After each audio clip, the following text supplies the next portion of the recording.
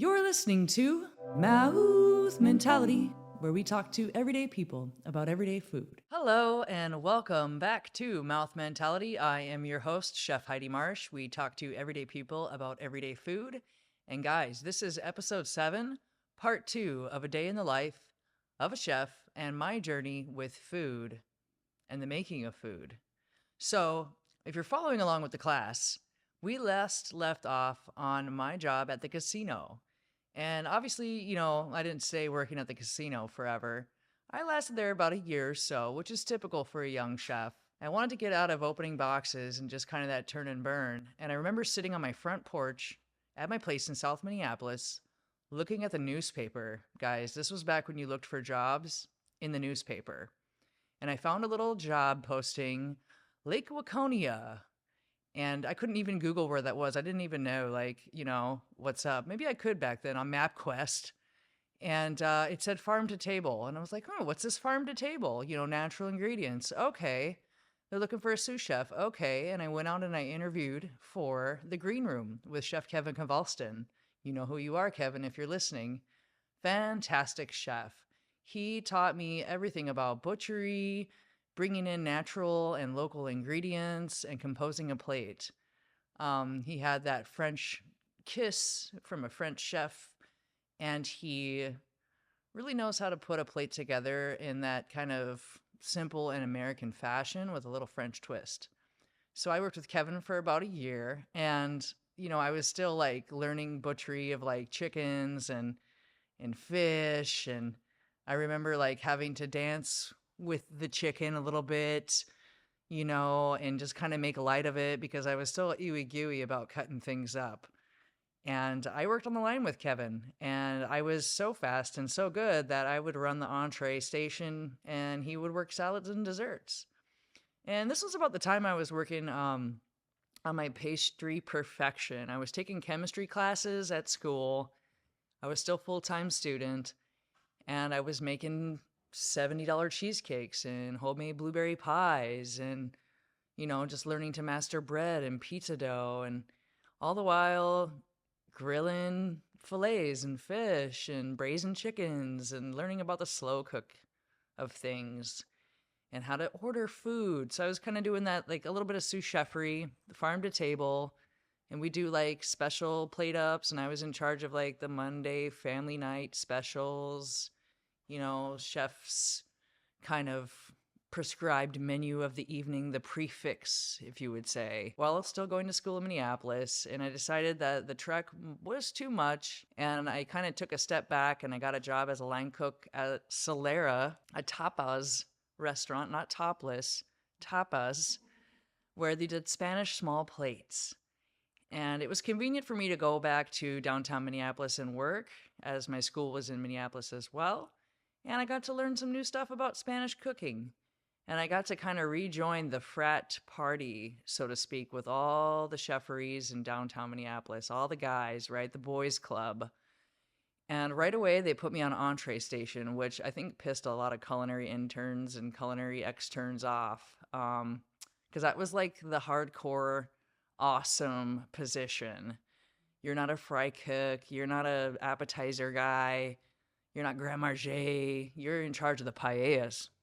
And I love making paellas. And for the first time, I felt like I had made it. Even though I took a step back, I felt like I was queen of the kitchen at that place. Now, granted, it was a party. We'd all kind of come in hungover, crawl into our stations, have to do our deep cleaning and then our prep. And, by 8 o'clock, we're shotgunning beers on the line.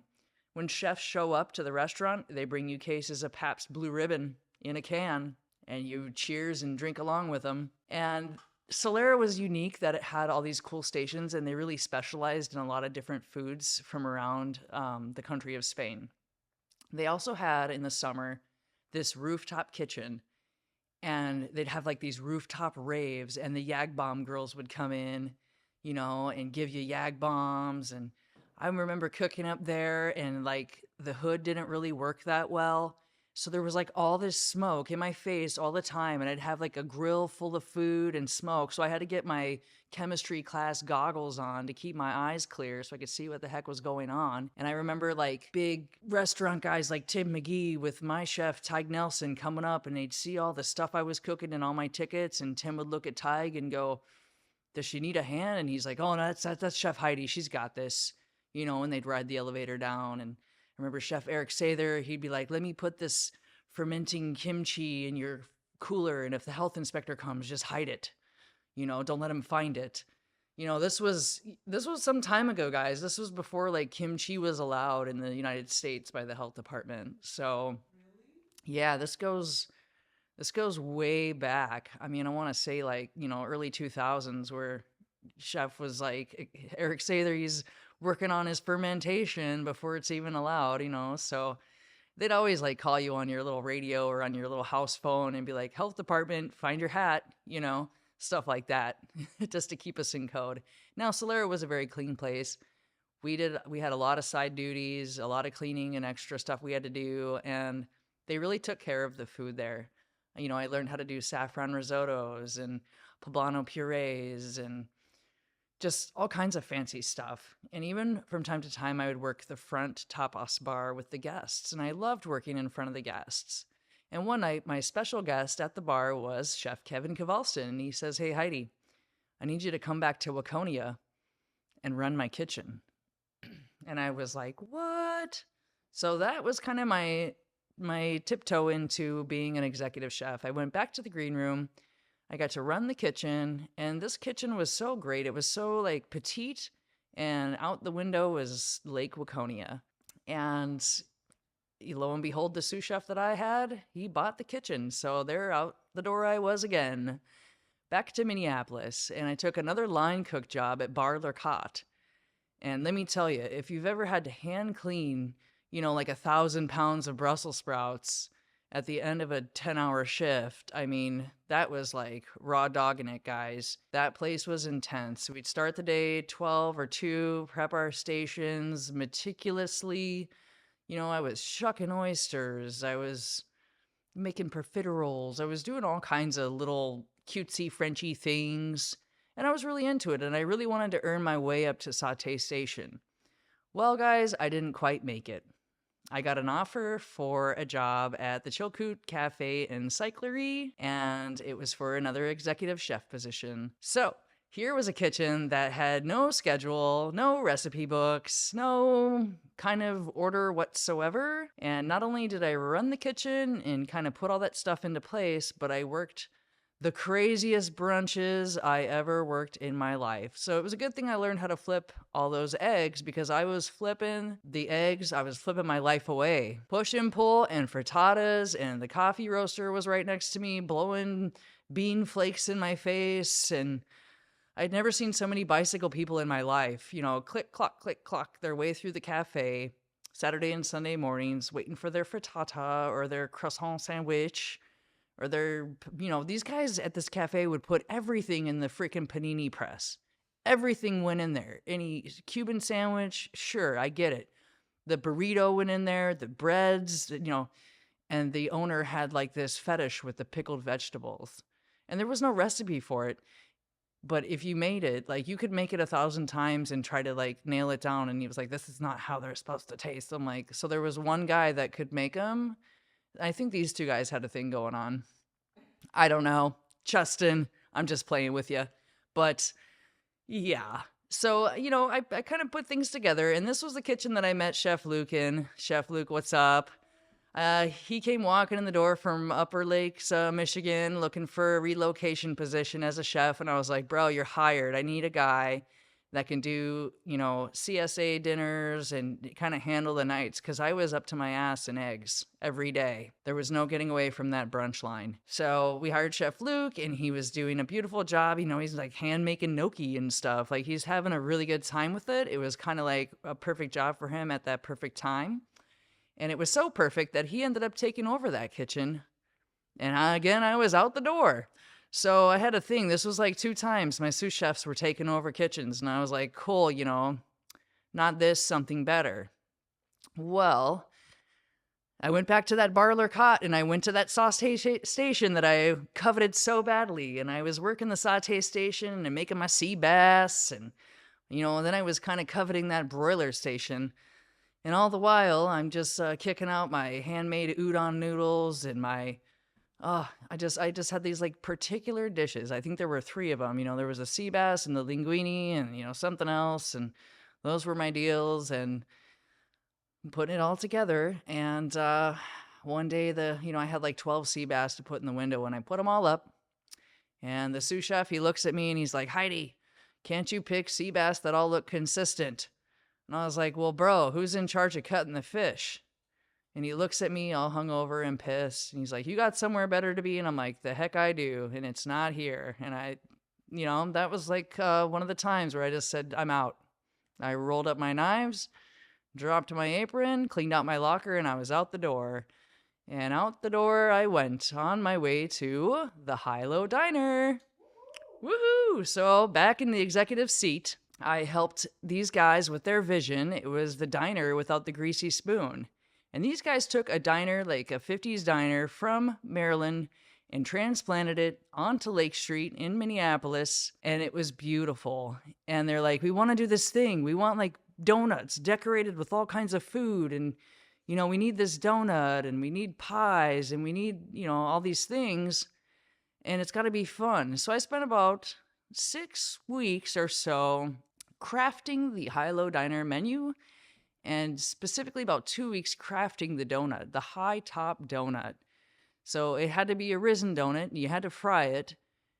And first I walked through this kitchen, I said, where's your donut fryer?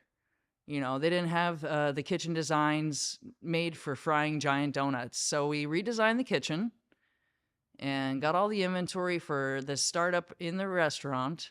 From every little bowl and tongs to the egg pans to the flippers and the dishes and everything we were going to do. Got that all ordered in, got the donut fryer in, beautiful, and there's a High-Low donut. So I really loved working for High-Low. I loved putting that place together. We did the diner's drives and drive-throughs, or, the Guy Fieri show, and they came and filmed for like 12 hours one day, and then I even got a manicure, guys. That was the first time I let anyone touch my fingernails. It was freaking weird.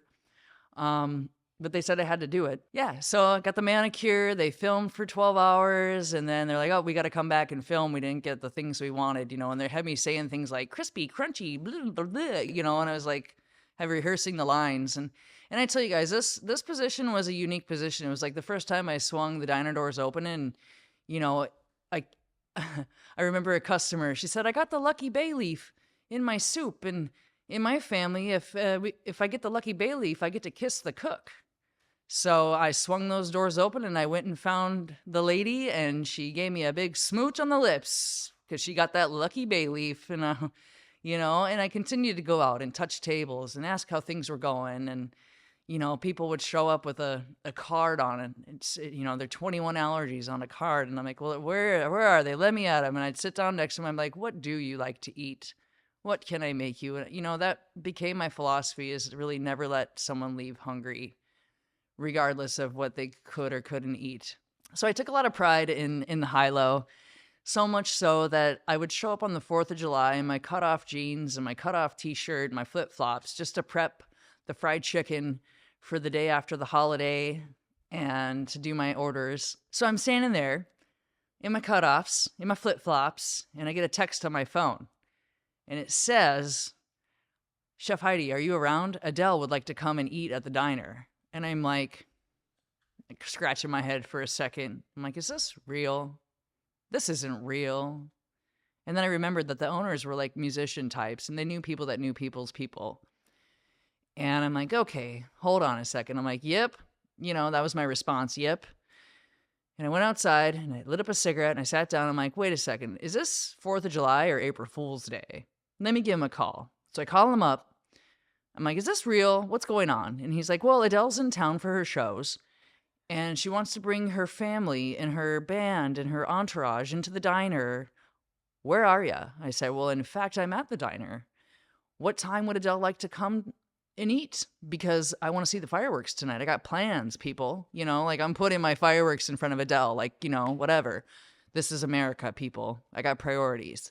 And they're like, okay, well, she'd like to come at 6 and, bring everybody. It's going to be about 30 people. And I'm like, great, I'm going to need some hands.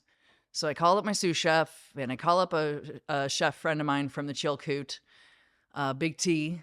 And she comes out and I said, okay, it's high profile. I didn't even tell them who it was until they got there. And so we got there and we prepped, opened everything up like it was a regular day. And Adele brought her kid and her dog and they walked around the neighborhood and the family showed up and she ordered a pancake. She ordered a Gary Cooper, which is chicken on a donut with country style gravy and bourbon maple syrup. And she ordered a side of bacon and a banana black bottom chocolate pie. That was Adele's meal, and guys, this was special because this was the day that I joined Twitter. She tweeted a picture of her and her crew in the diner, and I heard about the picture, said picture, and I'm like, well, it's on Twitter. What is that? Let me get on there. Let me start a profile. And so the day that Adele ate at the diner, I had a Twitter account and I got tickets to see Adele. And so I got to see the show and she did 2 shows. And my friends told me on the first night that she shouted out the diner. And then the second night I went to see the show and she was like, you ever eat at the High-Low? Because she talks like that. And she talked about the High-Low and she talked about shopping at Target. And it was really great. I feel like she's a very talented person. If I could cook like Adele sings, like who knows? I think I can. Any road. About a year later, I ended up going on vacation in Palm Springs. I'm like, wow, California's so great. It's so wonderful. Why don't I live here? I have such a great job, back home, this and that. And I go home from vacation and I got laid off. The company was splitting and doing their own thing. And I got in my car and I weeped a bit. And then I started looking around at other chef jobs. And I was like, well, maybe I should just go to California and do something different. Because this was 3 times that I had a sous chef basically take my job. So, I mean, I'm not cheap, guys, so I get it. As a businesswoman, I get it, and that motivated me. Within 45 days, I was living in San Diego, bartending for the 100-year anniversary of the Girl Scouts. And I found out bartending at the Girl Scouts party that you're never too old to be a Girl Scout. So I'm still considering joining the Girl Scouts of America.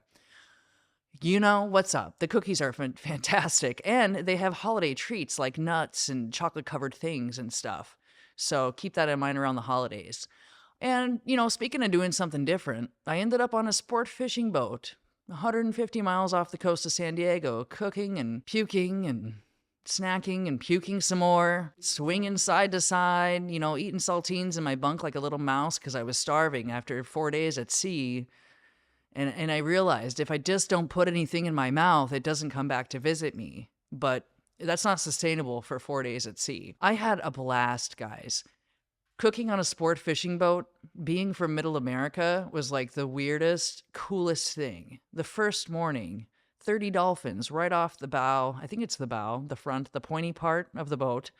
Dolphins dolphining in front of you as the sun is rising on the water. There was a time when the deckhands were bringing in so many fish and they couldn't keep up. They couldn't, they got to tag them with a number with a stapler and they stapled the fish. And by then, guys, I'm over the fish thing. I'm totally cool. I'm just seasick as shit.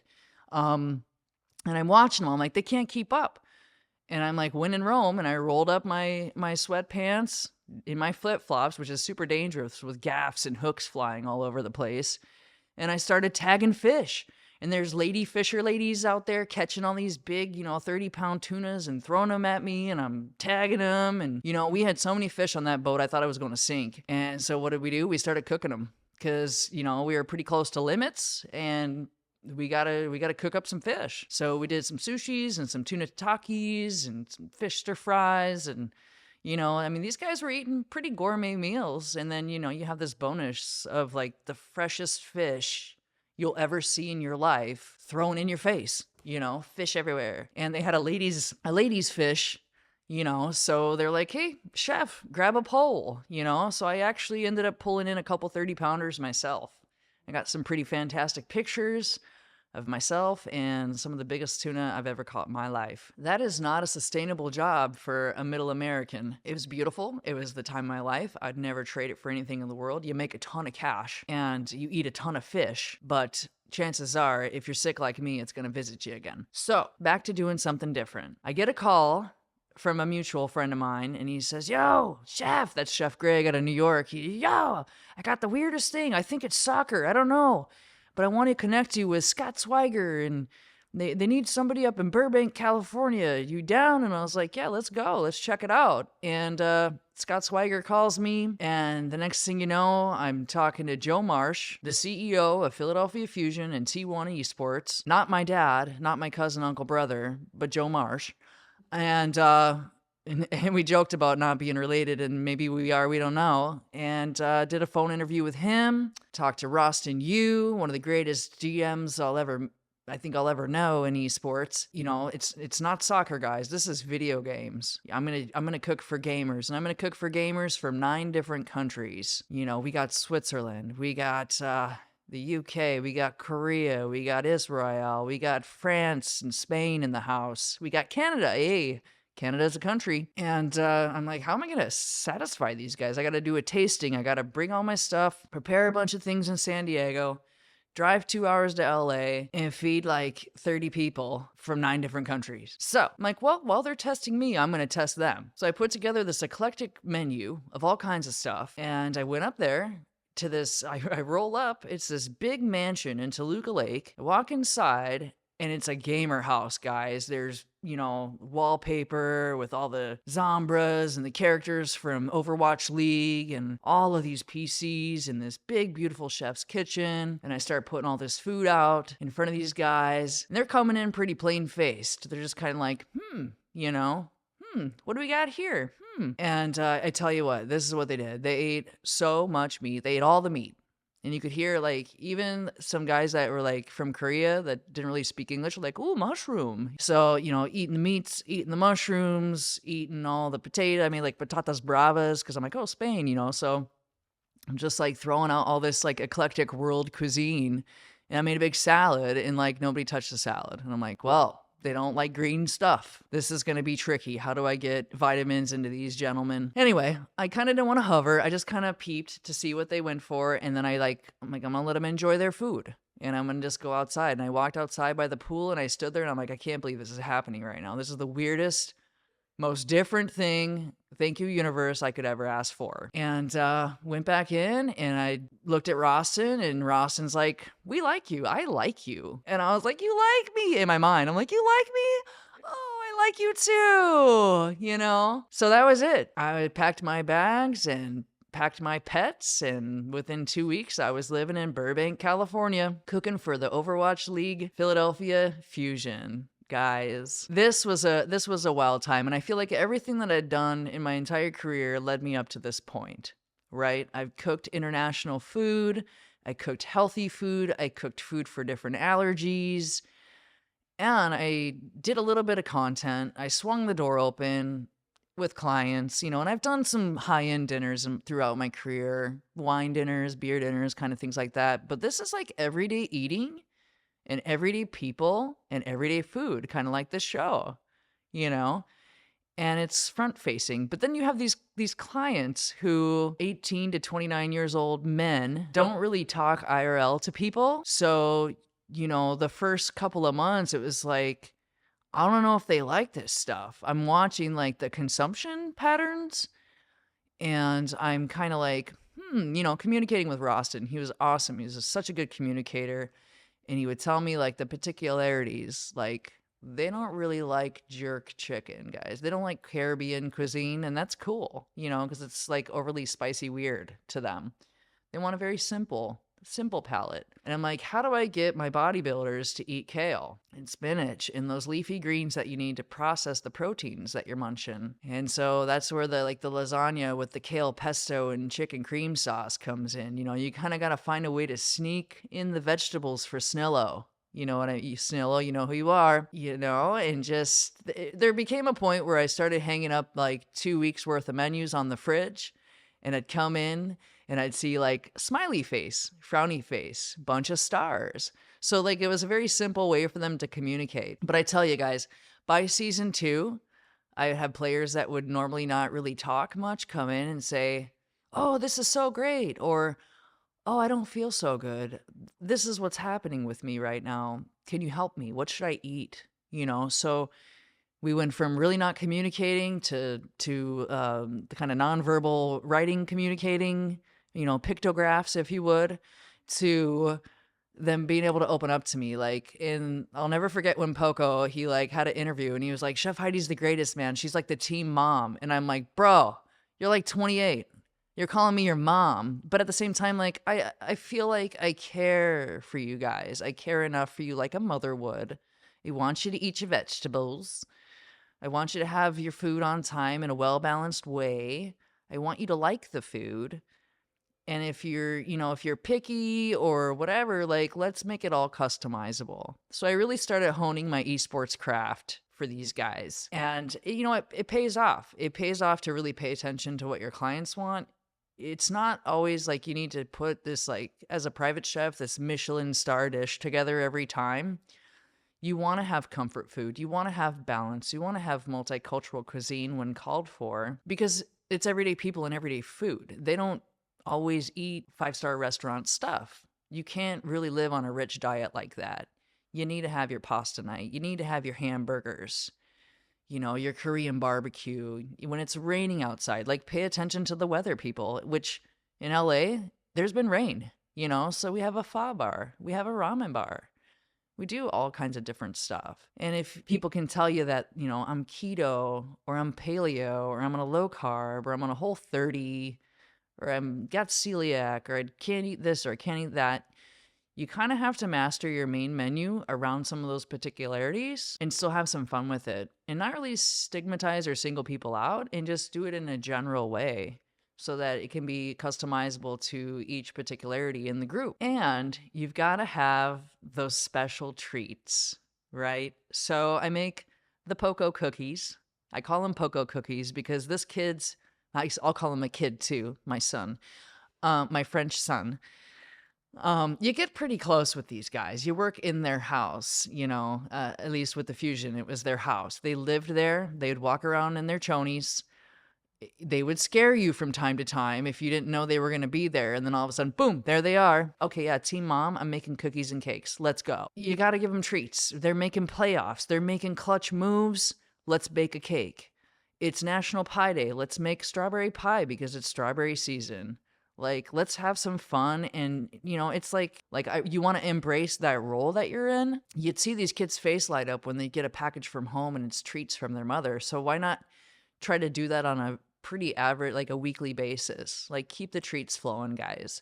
Let's get some balance going. I remember when Nerd Street Gamers came to the house and we had a big barbecue party and people were swimming and just having a fun time. Such an environment that, I don't think every professional chef can thrive in. You got to have some fun with it, and you really got to get in tune with who your people are. And gamer people are people too. That leads me to pretty much where I'm at. I mean, we had a COVID thing, right? So with COVID and Overwatch League kind of colliding, Overwatch League went to cities, a city-based team. So they went to Philly, and therefore after they went to Seoul, Korea, South Korea. And so, I had to kiss my boys goodbye, not literally, but figuratively. I got a lot of great gifts from the team. I've never had a company give me a La Creuset in a shopping spree at Sur La Table. And hey, you've taken such good care of all the stuff in the kitchen. Go ahead and take that home with you. I mean, they really took care of me while I was there, and they took care of me in departure. So I want to thank Philly Fusion and all of those guys, Tucker, Joe, Roston, and the trip to the grand finals. I mean, that's when I knew esports was a big freaking thing. That's when it became a reality. And I had selfies with fans and a fan brunch. I mean, there was so much to talk about with Philly Fusion. Will always have a special place in my heart. And with the COVID coming, I took an interim job back in Minnesota that ended up becoming a full-time job. I was revamping an entire convention center in Rochester for Mayo Clinic, basically. And that meant healthy food. That meant global cuisine. That's a job that Philly kind of prepared me for in a way. And this was a massive undertaking, guys. This was a kitchen that needed a brand new menu. It needed a brand new staff. It needed brand new concession stands. So I took to the task of designing all of that. The toughest in reality of that position was there was no staff. The staff shortage was already prominent in the industry. It was even more evident as I was moving through this position. We're doing banquets of 1,000 people. I have a sous chef. I have a couple of guys that are either slow or new or both. And my wife. Guys, I was like, wife, I need you to come in, roll up your sleeves, remember your food safety, let's go. Thank gosh for her, because she can follow directions and make things pretty as well. Poor thing had to roll like 5,000 energy balls, guys, by hand. This was no joke. And as much as I pleaded to get my concession stands done, to get my menus sold, to get my staff staffed up, I just wasn't getting anywhere, and I was running myself into the ground. And I remembered managing people is a lot, guys. Chefs cook, chefs plan, chefs order, chefs budget, chefs train, teach, tell.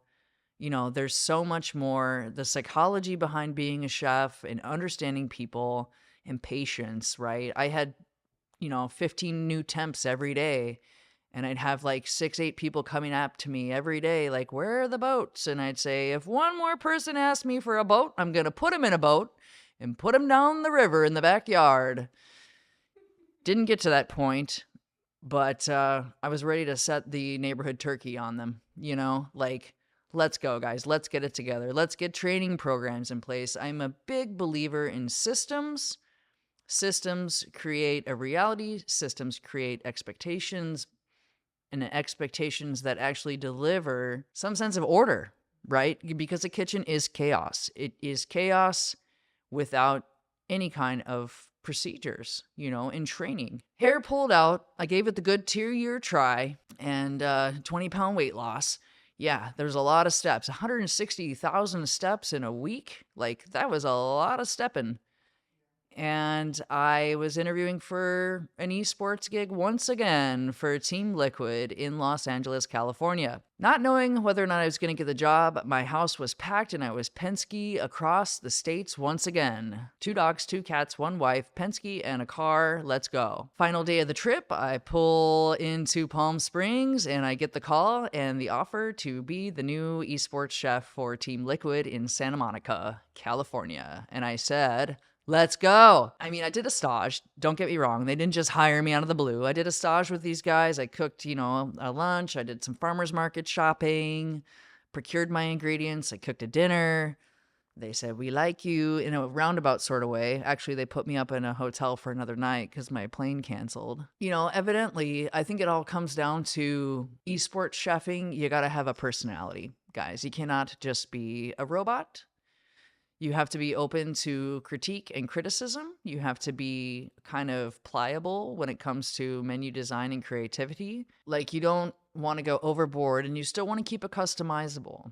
Everything that I cook, I believe my feelings go into that food and go into their feelings. So I got to feel good about what I'm doing. I made a boo-boo yesterday and cooked 2 fish entrees, lunch and dinner, back to back. They called me out on it, and I was like, yeah, I totally know I made that mistake. I will not do that again. I don't know what I was thinking, but also very delicious, they said. And please pack me some fresh fruit for the playoffs. And absolutely, I love when they give me requests. I love when they talk to me. I love when they tell me what they like and don't like. When the clients can approach you and tell you that, like, you should appreciate that. And it's that kind of feedback that makes you a better chef for them. It makes you produce better results for them. And in turn, they produce better results for the organization. So it's all about the team, baby. I'd love to get into more detail about esports chefing. We're going to save that for a day in the life of an esports chef because there's so much to talk about. Thank you for tuning in. Please like, subscribe, share if you're so inclined. Thank you for listening to Mouth Mentality, where we talk to everyday people about everyday food. And let's keep cooking. Thank you for listening to Mouth Mentality. Catch us when we dish out the next story.